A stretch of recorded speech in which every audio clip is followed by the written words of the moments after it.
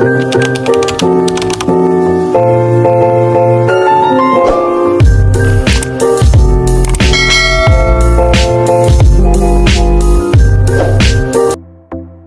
Everyone, কি অবস্থা সবার, কেমন আছেন সবাই? আব্বু তো গ্রাম থেকে আসার সময় অনেক মাছ নিয়ে এসেছিল, তার মধ্যে ইলিশ মাছও নিয়ে এসেছিল। তো আমার ভাই ইলিশ পোলাও খেতে চেয়েছিল, তো আজকে ইলিশ পোলাও রান্না করা হবে। আজকে ইলিশ পোলাও রেসিপিটাই আপনাদের সাথে শেয়ার করব। এই যে ইলিশ মাছ ভালোভাবে ধুয়ে নিয়েছে, এরপর একটা কড়াইতে পরিমাণ মতো তেল দিয়ে এর মধ্যে পেঁয়াজ কুচি, কাঁচামরিচ, এরপর দিয়ে দিতেছে আদা বাটা, পেঁয়াজ বাটা, পরিমাণ মতো লবণ। এগুলোকে ভালোভাবে কষিয়ে নিতে হবে।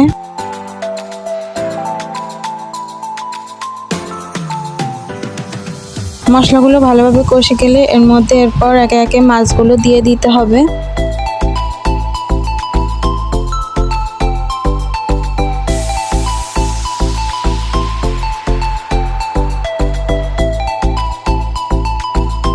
মাছগুলোর সাথে মশলাগুলো কিছুক্ষণ কষিয়ে নিতে হবে ভালোভাবে। মাছগুলো ভালোভাবে কষে গেলে এর মধ্যে দিয়ে দিতে হবে সামান্য পরিমাণ দুধ। আজকে ইলিশ পোলাও রান্না করতেছে ভাবি। এই যে প্যাকেট দুধ ভালোভাবে গুলে নিয়েছে, এরপর এই যে মাছের মধ্যে দিয়ে দিয়েছে। দুধ গুলে দেওয়ার পর মাছগুলোর সাথে ভালোভাবে ফুটিয়ে নিতে হবে। মাছগুলো রান্না হয়ে গেলে এর মধ্যে এই যে উপর থেকে দিয়ে দিতে হবে কাঁচা মরিচ। এরপর এই যে পোলাও রান্নার জন্য চাল নিয়ে নিয়েছে। পোলাও রান্নার জন্য এই যে পরিমাণ মতো তেল দিয়ে দিয়েছে।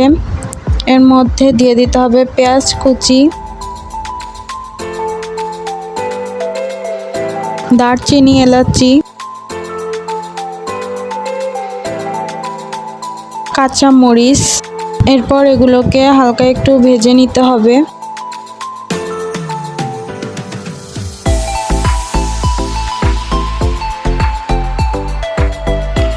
পেঁয়াজ হালকা ভাজা হলে এরপর এর মধ্যে পোলার চাল দিয়ে দিতে হবে।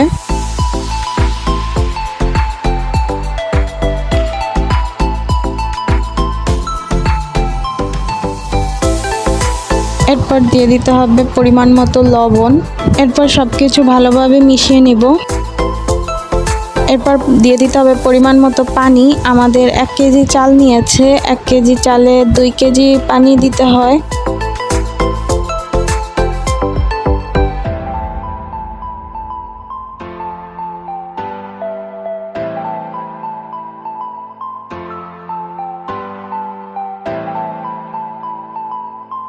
এরপর ঢাকনা দিয়ে দমে রেখে দিতে হবে।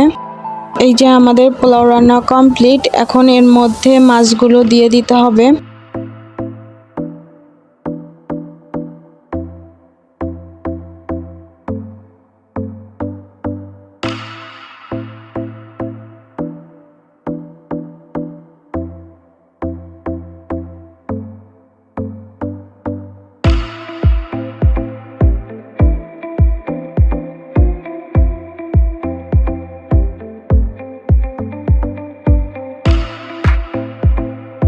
মাছ দেওয়ার পর পোলাও বেশি নাড়াচাড়া করা যাবে না, তাহলে মাছ ভেঙে যাবে। মাছগুলো দেওয়ার পর এখন আবার দমে রাখতে হবে কিছুক্ষণ, তাহলেই আমাদের ইলিশ পোলাও রান্না রেডি।